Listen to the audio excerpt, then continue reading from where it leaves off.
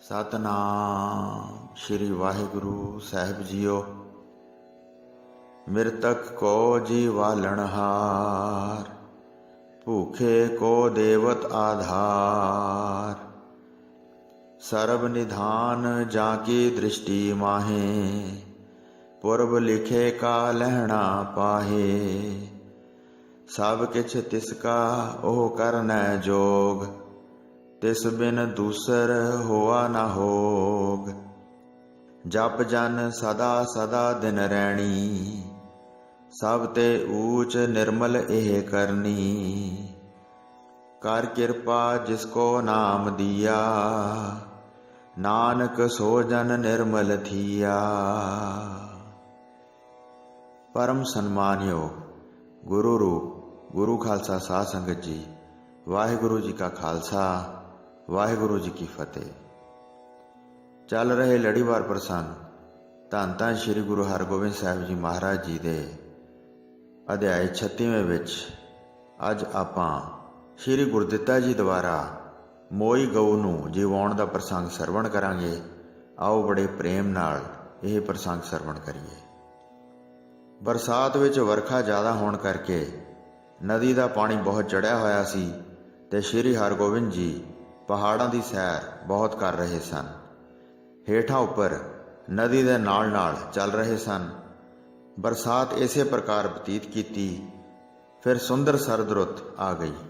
घने जंगल नूं छड्ड के सारे सफेदी छा गई। चारे पासे आकाश बहुत निर्मल हो गया। कदी कदी श्री गुरदित्ता जी घोड़े उत्ते सवार होके जंगल में शिकार खेडण जांदे सन। अपने नाल अपनी मर्जी दे सवार लै जांदे सन। जंगल विच इधर उधर बहुत दूर तक चले जाते सन।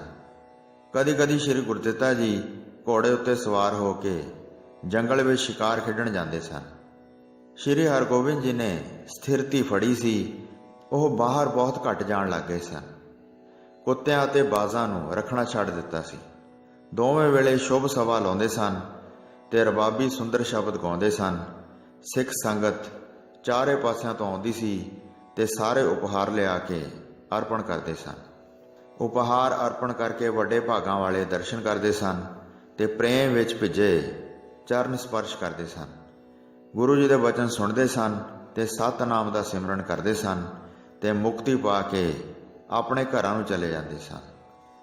कहंदे सन महान जंग होया, बहुत अड़े काबल आदि दे बहुत मनुख मरे हन।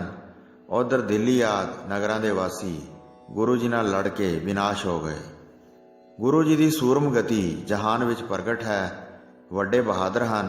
सारे कहंदे सन बहुत थोड़ी फौज जिस पास रहिंदी सी, उन्होंने लखां वैरियां नूं मार दिता।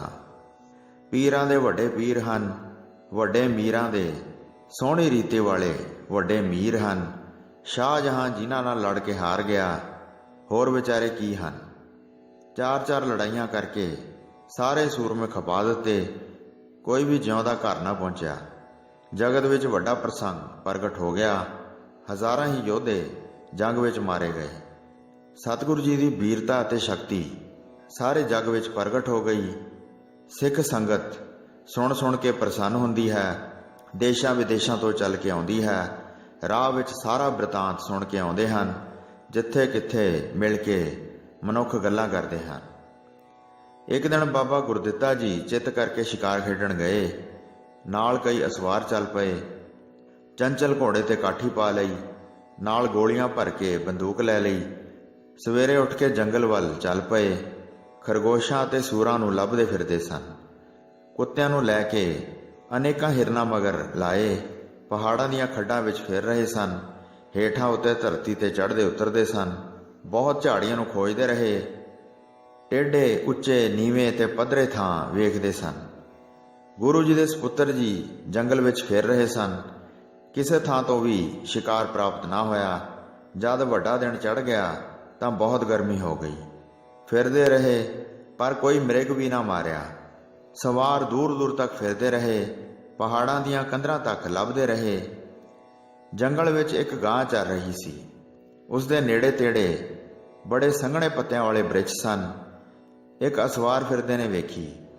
बहुत दूर होने करके वह जान न सकिया ਹਿਰਦੇ ਵਿੱਚ ਸਮਝਿਆ ਕਿ ਉਹ ਵੱਡਾ ਪਾੜਾ ਹੈ, ਸਿੰਘਾਂ ਸਹਿਤ ਇੱਥੇ ਚੱਲ ਰਿਹਾ ਹੈ। ਉਹ ਗਰਮੀ ਕਰਕੇ ਬੜਾ ਵਿਆਕੁਲ ਹੋਇਆ ਸੀ। ਸਾਰੇ ਜੰਗਲ ਵਿੱਚ ਫਿਰਦਿਆਂ ਬਹੁਤ ਥੱਕ ਗਿਆ ਸੀ, ਇਸ ਕਾਰਨ ਉਸ ਪਾਸੋਂ ਪਛਾਣੀ ਨਾ ਗਈ। ਸਿੰਘ ਵੇਖ ਕੇ ਉਸਨੇ ਹਿਰਨ ਸਮਝਿਆ। ਉਸ ਦੇ ਨੇੜੇ ਚੱਲ ਕੇ ਨਾ ਪਹੁੰਚਿਆ। ਉਹ ਸਮਝਦਾ ਸੀ ਮੈਨੂੰ ਵੇਖ ਕੇ ਭੱਜ ਨਾ ਜਾਵੇ। ਦੂਰ ਖੜੇ ਹੋ ਕੇ ਬੰਦੂਕ ਚਲਾਈ। ਉਹ ਗਾਂ ਦੇ ਸਿਰ ਵਿੱਚ ਜਾ ਲੱਗੀ। ਗਾਂ ਤੁਰੰਤ ਉਲਟ ਕੇ ਡਿੱਗ ਪਈ ਤੇ ਜ਼ਖਮ ਲੱਗਣ ਨਾਲ ਉਸਦੇ ਪ੍ਰਾਣ ਨਿਕਲ ਗਏ। ਘੋੜਾ ਭਜਾ ਕੇ ਜਦ ਜਾ ਕੇ ਵੇਖਿਆ, ਉੱਥੇ ਮਰੀ ਹੋਈ ਗਾਂ ਉਲਟੀ ਹੋ ਕੇ ਪਈ ਸੀ। ਮਹਾਪਾਪ ਹੋਣ ਕਰਕੇ ਬਹੁਤ ਡਰ ਗਿਆ। ਮੇਰੇ ਹੱਥੋਂ ਗਾਂ ਮਰ ਗਈ ਹੈ। ਇੰਨੇ ਵਿੱਚ ਗਊਆਂ ਨੂੰ ਚਾਰਨ ਵਾਲਾ ਚਰਵਾਹਾ ਆ ਗਿਆ। ਆ ਕੇ ਉਸਨੇ ਵੱਡਾ ਗੁਨਾਹ ਵੇਖਿਆ। ਉਸ ਸੂਰਮੇ ਨਾਲ ਉਹ ਬਹੁਤ ਲੜਨ ਲੱਗਾ ਤੇ ਉੱਚੀ ਉੱਚੀ ਬੋਲ ਕੇ ਗੁੱਸਾ ਪ੍ਰਗਟ ਕੀਤਾ। ਜਦ ਬਹੁਤ ਜ਼ੋਰ ਨਾਲ ਸ਼ੋਰ ਮਚਾਇਆ ਤਾਂ ਉੱਥੇ ਬਹੁਤ ਪਹਾੜੀਏ ਇਕੱਠੇ ਹੋ ਗਏ।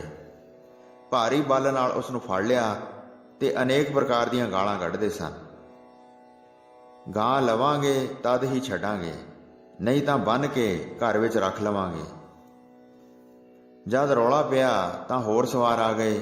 ਜਿਹੜੇ ਦੂਰ ਵੀ ਸੀ ਉਹ ਵੀ ਸੁਣ ਕੇ ਨੇੜੇ ਆ ਗਏ।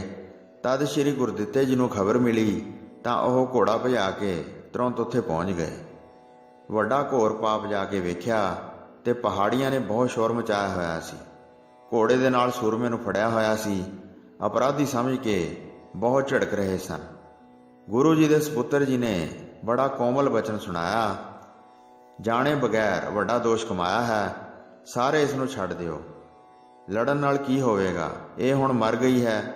ਹੁਣ ਇਸ ਨੂੰ ਕੋਈ ਵੀ ਜੀਵਤ ਨਹੀਂ ਕਰ ਸਕਦਾ। ਇਹ ਸੁਣ ਕੇ ਪਹਾੜੀਆਂ ਨੇ ਬਚਨ ਉਚਾਰੇ, ਤੁਸੀਂ ਗੁਰੂ ਜੀ ਦੇ ਸਪੁੱਤਰ ਹੋ ਤੇ ਕਰਾਮਾਤ ਧਾਰਨ ਕੀਤੀ ਹੈ। ਇਸ ਮਰੀ ਹੋਈ ਗਾਂ ਨੂੰ ਜੀਵਤ ਕਰ ਦਿਓ ਤੇ ਆਪਣੇ ਨੌਕਰ ਨੂੰ ਛੁਡਵਾ ਲਓ। ਜੇ ਬਲ ਵਰਤੋਗੇ ਤਾਂ ਜਾ ਕੇ ਪੁਕਾਰ ਕਰਾਂਗੇ ਤੇ ਆਪਣੇ ਰਾਜੇ ਦੇ ਪਾਸ ਜਾ ਕੇ ਕਹਾਂਗੇ। ਅੱਗੇ ਜਾ ਕੇ ਬਹੁਤ ਫਸਾਦ ਵਧੇਗਾ। ਇਹ ਪਾਪ ਨਹੀਂ ਸਹਾਰ ਸਕਾਂਗੇ। ਗੁਰੂ ਪੁੱਤਰ ਨੇ ਵਿਚਾਰ ਕੀਤੀ ਕਿ ਗੱਲ ਬਹੁਤ ਕਠਿਨ ਹੈ। ਜੇ ਮੈਂ ਹੁਣ ਮਰੀ ਗਊ ਨੂੰ ਜੀਵਤ ਕਰ ਦਿੰਦਾ ਹਾਂ, ਇਹ ਵੀ ਚੰਗੀ ਗੱਲ ਨਹੀਂ ਹੋਵੇਗੀ। ਪਿਤਾ ਜੀ ਹੁਣ ਗੁੱਸਾ ਕਰਨਗੇ। ਉਹਨਾਂ ਨੇ ਸਰੀਰ ਉੱਤੇ ਅਨੇਕਾਂ ਕਸ਼ਟ ਝੱਲ ਲਏ ਹਨ, ਪਰ ਕਦੀ ਵਿਸ਼ਾਲ ਕਰਾਮਾਤ ਨਹੀਂ ਜਤਾਈ।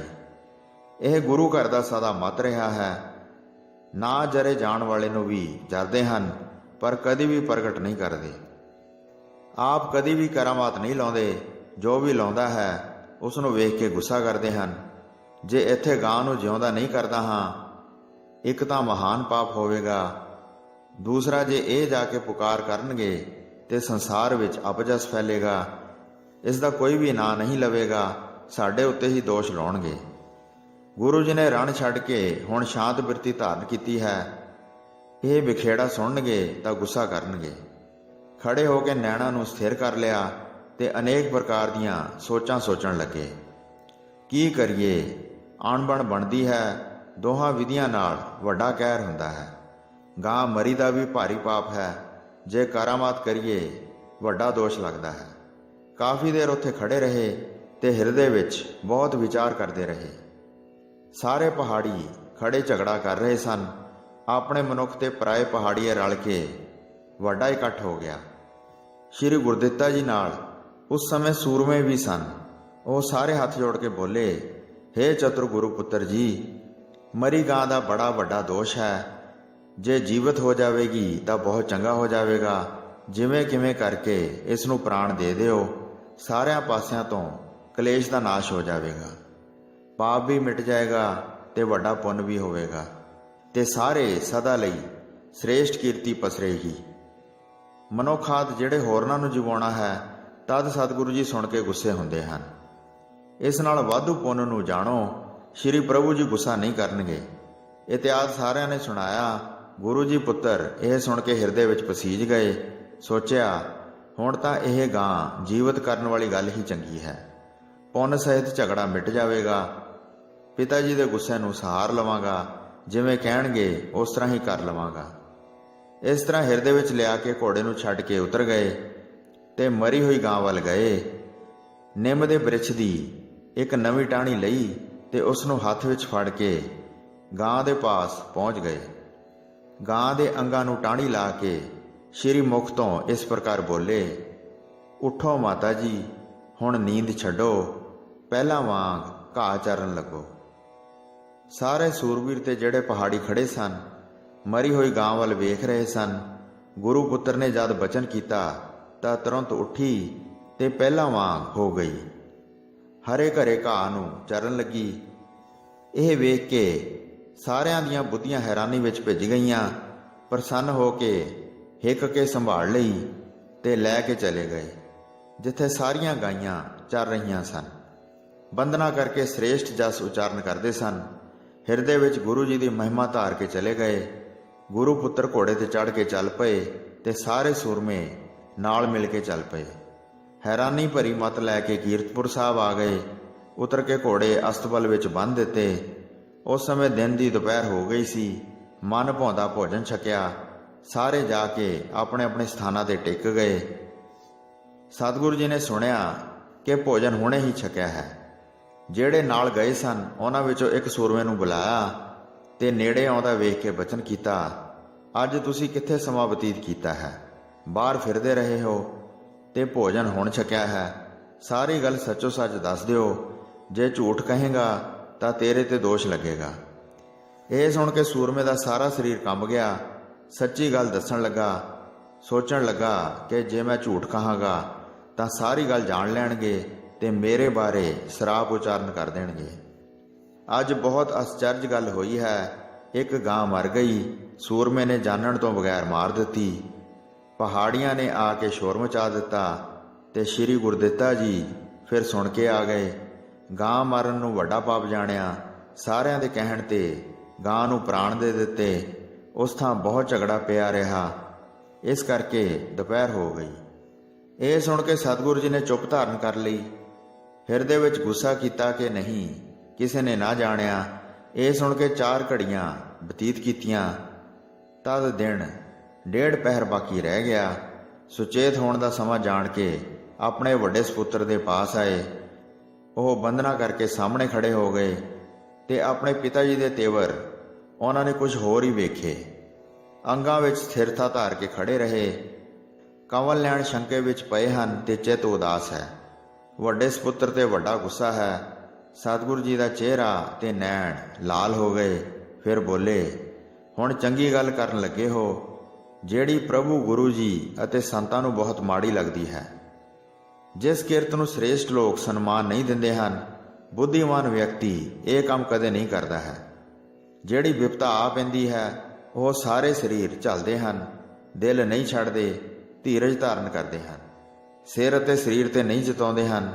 ਉਹ ਪ੍ਰਭੂ ਦੀ ਦਰਗਾਹ ਵਿੱਚ ਆਦਰ ਪਾਉਂਦੇ ਹਨ। ਇਸ ਕਰਕੇ ਅਟਲ ਰਾਏ ਪ੍ਰਾਣ ਛੱਡ ਗਏ ਸਨ। ਤੂੰ ਇੰਨਾ ਸਿਆਣਾ ਹੋ ਕੇ ਵੀ ਹੁਣ ਤੱਕ ਸਮਝਿਆ ਨਹੀਂ। ਇੰਜ ਕਰਨਾ ਸਦਾ ਹੀ ਚੰਗਾ ਨਹੀਂ। ਫਿਰ ਸਾਡੇ ਹੁੰਦਿਆਂ ਇਸ ਤਰ੍ਹਾਂ ਕਰਨਾ ਕਿਉਂ ਚਿੱਤ ਵਿੱਚ ਆਇਆ? ਗੁਰੂ ਨਾਲੋਂ ਵੱਡੀ ਵਡਿਆਈ ਲੈਣਾ ਚਾਹੁੰਦੇ ਹੋ। ਨਾ ਜਰੇ ਜਾਣ ਵਾਲੇ ਨੂੰ ਨਾ ਜਰਨਾ। ਇਸ ਜਗਤ ਨੂੰ ਜਿਤਾਉਂਦੇ ਹੋ। ਕਰਾਮਾਤ ਕਰਕੇ ਗਾਂ ਨੂੰ ਪ੍ਰਾਣ ਦਿੱਤੇ। ਅਮੀਰ ਗਰੀਬ ਜਦ ਕੰਨ ਨਾਲ ਸੁਣਨਗੇ, ਜਿਹੜਾ ਵੀ ਮਰ ਜਾਇਆ ਕਰੇਗਾ ਉਸ ਨੂੰ ਸਾਡੇ ਪਾਸ ਲਿਆਉਣਗੇ। ਮੰਗ ਕਰਨਗੇ ਕਿ ਉਸ ਗਾਂ ਵਾਂਗ ਅਸੀਂ ਜੀਵਤ ਕਰ ਦਈਏ। ਬਾਦਸ਼ਾਹ ਸਭ ਨੇ ਜੱਗ ਵਿੱਚ ਮਰਨਾ ਹੈ। ਨਦੀ ਦੇ ਪ੍ਰਵਾਹ ਵਾਂਗ ਇੱਥੇ ਕੋਈ ਵੀ ਸਥਿਰ ਨਹੀਂ ਹੈ। ਕਿਸ ਕਿਸ ਨੂੰ ਅਸੀਂ ਜੀਵਾਵਾਂਗੇ? ਕਿਸ ਦੀ ਉਮਰ ਦੇ ਕੇ ਕਿਸ ਨੂੰ ਉਠਾਵਾਂਗੇ? ਇਸ ਦਾ ਵੀ ਕੋਈ ਯਤਨ ਵਿਚਾਰਿਆ ਹੈ? ਵਿਚਾਰ ਲਓ ਤੇ ਉਚਾਰਨ ਕਰੋ। ਜੇ ਇਸ ਤਰ੍ਹਾਂ ਕਰਨੀ ਹੀ ਮਨ ਨੂੰ ਭਾਉਂਦੀ ਹੈ ਤੇ ਸਾਡੇ ਜਿਉਂਦਿਆਂ ਰੁਕਿਆ ਨਹੀਂ ਜਾਂਦਾ ਹੈ, ਤਾਂ ਫਿਰ ਇੱਕ ਮਿਆਨ ਵਿੱਚ 2 ਤਲਵਾਰਾਂ ਸਮਾ ਨਹੀਂ ਸਕਦੀਆਂ। ਵੇਖ ਕੇ ਸਮਝ ਲਓ। ਜੇ ਤੂੰ ਰਹਿਣਾ ਹੈ ਤਾਂ ਅਸੀਂ ਹੁਣ ਪ੍ਰਾਣ ਛੱਡ ਦਿੰਦੇ ਹਾਂ। ਜੇ ਅਸੀਂ ਰਹਿਣਾ ਹੈ ਤਾਂ ਤੁਸੀਂ ਚਲੇ ਜਾਓ। ਇਸ ਵਿਧੀ ਅਨੁਸਾਰ ਕਰਨ ਤੋਂ ਬਗੈਰ ਬਣਨੀ ਨਹੀਂ ਹੈ। ਇੱਕ ਸਰੀਰ ਰੱਖੋ, ਇੱਕ ਸਰੀਰ ਤਿਆਗੋ। ਸ਼੍ਰੀ ਗੁਰਦਿੱਤਾ ਜੀ ਨੇ ਦੋਵੇਂ ਹੱਥ ਜੋੜੇ, ਜਿਨ੍ਹਾਂ ਨੂੰ ਨਾ ਕੋਈ ਖੁਸ਼ੀ ਸੀ ਤੇ ਨਾ ਕੋਈ ਗਮੀ ਸੀ, ਜਿਨ੍ਹਾਂ ਦੀ ਬਿਰਤੀ ਇੱਕ ਰਸ ਰਹਿੰਦੀ ਸੀ, ਜਿਨ੍ਹਾਂ ਦੇ ਚਿੱਤ ਵਿੱਚ ਸਦਾ ਬ੍ਰਹਮ ਗਿਆਨ ਦ੍ਰਿੜ ਸੀ। ਸ਼੍ਰੀ ਗੁਰਦਿੱਤਾ ਜੀ ਨੇ ਸੋਚਿਆ, ਸ਼੍ਰੀ ਸਤਿਗੁਰੂ ਪਿਤਾ ਜੀ ਹਰ ਪ੍ਰਕਾਰ ਸਮਰੱਥ ਹਨ। ਬਣਾਉਣਾ ਢਾਉਣਾ ਸਭ ਕੁਝ ਉਹਨਾਂ ਦੇ ਹੱਥ ਵਿੱਚ ਹੈ, ਜਿਨ੍ਹਾਂ ਦੇ ਬਚਨ ਸਦਾ ਹੀ ਅਮੋੜ ਹਨ। ਜਿਵੇਂ ਬ੍ਰਹਮ ਅਸਤਰ, ਮੰਤਰ ਪੜ੍ਹ ਕੇ ਚਲਾਏ ਜਾਣ ਵਾਲਾ ਅਸਤਰ, ਉਸ ਦਾ ਵਾਰ ਕਦੀ ਖਾਲੀ ਨਹੀਂ ਜਾਂਦਾ ਹੈ। ਕਿਸੇ ਸ਼ੰਕੇ ਦੇ ਬਗੈਰ ਮੰਨਣਾ ਹੀ ਬਣਦਾ ਹੈ। ਇਸ ਵਿੱਚ ਆਪਣਾ ਹੀ ਭਲਾ ਦਿਸਦਾ ਹੈ। ਇਸ ਤਰ੍ਹਾਂ ਵਿਚਾਰ ਕਰਕੇ ਨਮਸਕਾਰ ਕੀਤੀ ਤੇ 3 ਪਰਿਕਰਮਾ ਕੀਤੀਆਂ ਤੇ ਚੁੱਪ ਧਾਰ ਕੇ ਚਲੇ ਗਏ ਤੇ ਅਤ ਸੋਹਣੀ ਛੜੀ ਹੱਥ ਵਿੱਚ ਫੜ ਲਈ। ਕਿਸੇ ਨੂੰ ਨਾ ਮਿਲੇ ਨਾ ਬੋਲੇ। ਸੱਚਖੰਡ ਚੱਲਣ ਬਾਰੇ ਚਿੱਤ ਵਿੱਚ ਧਾਰਨ ਕਰ ਲਿਆ। ਜਿਸ ਸਮੇਂ ਚੱਲੇ ਜੋ ਵੀ ਰਾਹ ਵਿੱਚ ਮਿਲਿਆ ਹੱਥ ਜੋੜ ਕੇ ਮਨੁੱਖ ਨਮਸਕਾਰ ਕਰਦੇ ਸਨ, ਪਰ ਇਹਨਾਂ ਨੇ ਕਿਸੇ ਵੱਲ ਵੀ ਆਪਣੀਆਂ ਅੱਖਾਂ ਨਾ ਕੀਤੀਆਂ। ਇੱਕ ਰਸ ਸਹਿ ਸੁਭਾਅ ਤੁਰੇ ਜਾਂਦੇ ਸਨ। ਵੇਖ ਵੇਖ ਕੇ ਸਭ ਹੈਰਾਨ ਹੋ ਰਹੇ ਸਨ। ਸਾਰਿਆਂ ਤੇ ਬਿਰਤੀ ਉਦਾਸ ਹੋ ਗਈ। ਕੀਰਤਪੁਰ ਤੋਂ ਬਾਹਰ ਚਲੇ ਗਏ। ਇੱਕ ਛੋਟੀ ਪਹਾੜੀ ਉੱਤੇ ਚੜ੍ਹ ਗਏ। ਇਕੱਲੇ ਗਏ, ਕੋਈ ਸੇਵਕ ਨਾਲ ਨਹੀਂ ਸੀ। ਹੌਲੀ ਹੌਲੀ ਪਹਾੜੀ ਦੇ ਉੱਪਰ ਚੜ੍ਹ ਗਏ। ਬਾਬਾ ਬੁੱਢਣ ਸ਼ਾਹ ਜੀ ਦਾ ਸਥਾਨ ਵੇਖਿਆ। ਉਸ ਤੋਂ ਕੁਝ ਫਰਕ ਧਾਰਨ ਕੀਤਾ। ਛੜੀ ਨੂੰ ਧਰਤੀ ਦੇ ਵਿੱਚ ਗੱਡ ਦਿੱਤਾ ਤੇ ਸੁੰਦਰ ਸਥਾਨਾਂ ਨੂੰ ਵੇਖਣ ਲੱਗੇ। ਹਿਰਦੇ ਵਿੱਚੋਂ ਪਰਿਵਾਰ ਦੇ ਸਾਰੇ ਮੋਹ ਨੂੰ ਤਿਆਗ ਦਿੱਤਾ। ਬੇੜੀ ਦੇ ਪੂਰ ਵਾਂਗ ਜਗਤ ਨੂੰ ਜਾਣਿਆ। ਅਤ ਪਿਆਰੇ ਸਪੁੱਤਰ ਜਿਹੜੇ ਸ਼੍ਰੀ ਹਰਿ ਰਾਏ ਜੀ ਹਨ, ਉਹਨਾਂ ਨੂੰ ਮਿਲਣ ਵਾਸਤੇ ਮਨ ਵਿੱਚ ਕੁਝ ਨਾ ਲਿਆਏ। ਪੁੱਤਰ ਬਰਾਬਰ ਹੋਰ ਕਿਸ ਨਾਲ ਪ੍ਰੇਮ ਸੀ, ਜਿਸ ਨੂੰ ਯਾਦ ਕਰਕੇ ਪਾਸ ਬੁਲਾ ਕੇ ਮਿਲਦੇ ਹੁੰਦੇ ਸਨ। ਸੁੰਦਰ ਦਬ ਵਿਛਾ ਕੇ ਆਪਣੇ ਹੱਥਾਂ ਨਾਲ ਆਸਣ ਵਿਛਾਇਆ। ਫਿਰ ਤਨ ਤੋਂ ਕੱਪੜਾ ਉਤਾਰਿਆ ਤੇ ਦੋਹਰਾ ਕਰਕੇ ਘਾਹ ਦੀ ਸੇਜ ਉੱਤੇ ਵਿਛਾ ਦਿੱਤਾ। ਫਿਰ ਬਿਰਤੀ ਸੰਕੋਚ ਕੇ ਬੈਠ ਗਏ ਤੇ ਨਿੱਜੀ ਸਰੂਪ ਵਿੱਚ ਸਥਿਰਤਾ ਪਾ ਲਈ। ਅੱਖਾਂ ਮੀਟ ਲੰਮੇ ਪੈ ਗਏ। ਦੂਸਰਾ ਵਸਤਰ ਮੂੰਹ ਤੇ ਲੈ ਲਿਆ। ਯੋਗ ਸ਼ਕਤੀ ਕਰਕੇ ਆਪਣੇ ਪ੍ਰਾਣ ਖਿੱਚ ਲਏ। ਸਾਰੇ ਸਰੀਰ ਤੇ ਸਾਵਧਾਨੀ ਧਾਰਨ ਕੀਤੀ। ਤੁਰੰਤ ਸਰੀਰ ਛੱਡ ਕੇ ਚਲੇ ਗਏ, ਜਿਵੇਂ ਸੱਪ ਆਪਣੀ ਕੁੰਝ ਲਾ ਦਿੰਦਾ ਹੈ। ਬੜੇ ਸੌਖੇ ਢੰਗ ਨਾਲ ਆਪਣੀ ਕਾਇਆ ਛੱਡ ਕੇ ਚਲੇ ਗਏ। ਜਿਨ੍ਹਾਂ ਨੇ ਕਦੀ ਵੀ ਖੁਸ਼ੀ ਗਮੀ ਨਹੀਂ ਜਾਣੀ ਸੀ। ਛੋਟੀ ਉਮਰ ਸੀ ਤੇ ਸਰੀਰ ਹਾਲੇ ਜਵਾਨ ਸੀ। ਜਿਵੇਂ ਜੋਗੀ ਮਾਇਆ ਨੂੰ ਛੱਡ ਕੇ ਚਲੇ ਜਾਂਦਾ ਹੈ। ਸੋ ਸਾਧ ਸੰਗਤ ਜੀ, ਇਸ ਤਰ੍ਹਾਂ ਧੰਨ ਧੰਨ ਬਾਬਾ ਗੁਰਦਿੱਤਾ ਜੀ ਨੇ ਆਪਣਾ ਸਰੀਰ ਤਿਆਗ ਦਿੱਤਾ। ਹੋਈਆਂ ਭੁੱਲਾਂ ਚੁੱਕਾਂ ਦੀ ਖਿਮਾ ਬਖਸ਼ਣਾ ਜੀ। ਵਾਹਿਗੁਰੂ ਜੀ ਕਾ ਖਾਲਸਾ, ਵਾਹਿਗੁਰੂ ਜੀ ਕੀ ਫਤਿਹ। ਸਤਨਾਮ।